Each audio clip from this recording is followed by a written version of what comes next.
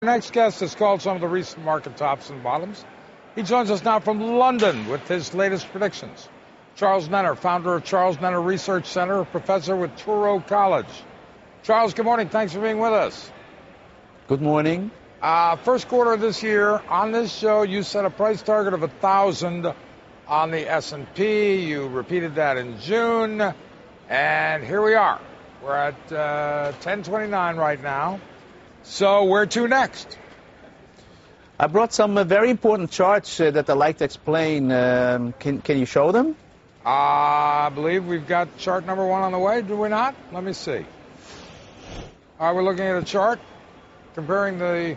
Now, this is the one referenced to number two. This is a 1937 overlay on the recession.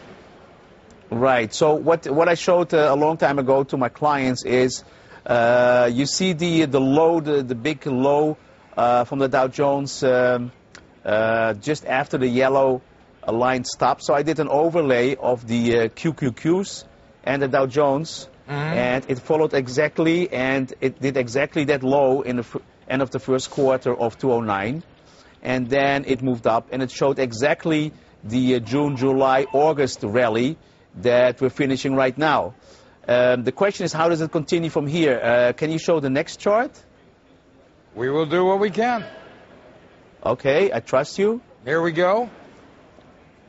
We're looking at Dow Jones February 35 to February 45. Right, so here you see that April low that we were talking about, and you see the December 1938 high, and then there was a big correction. So for now, day by day, week by week, we're following exactly the scenario of 1937, 1938. But when has history ever exactly repeated itself, Charles? Well, for now it does. My systems say it repeats itself until proven differently. So let's just take this in consideration that this is a top in December this year. And my system shows a top a little bit earlier. If you can show the other two charts on the S&P and the Dow Jones. Here we go, S&P cycle versus the Nenner cycle. See, this is my cycle, and this one shows a top in October. So my cycle on the S&P, and I also brought one on Dow Jones, shows a top in October. And if we would continue to follow the 1937-38 scenario, it would end in December. So well, what would end in December? This rally from April, March 2009. Okay, so your call is rally continues to the end of the year? No, the call is that in 3 weeks you really have to be very defensive, and then finally we could see correction that everybody's talking about. Okay. So right now you're saying be very defensive.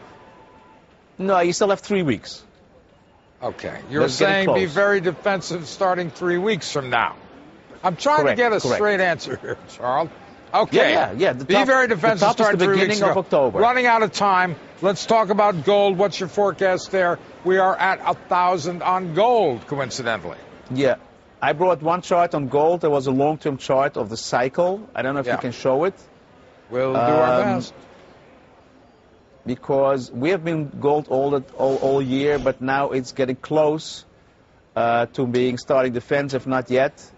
This is COMEX gold we're looking at, All right, so what's your call on gold? Because we're out of time. Okay, my call on gold is that we're not going to do much for a week or 2 weeks, and then we go up into the middle of February next year, and then it's all over. Okay, so it sounds like both gold and stocks, we can call in sick the next couple of weeks and not miss anything. Correct. All right, Charles, thank you very much. Charles Nenner joining us from London.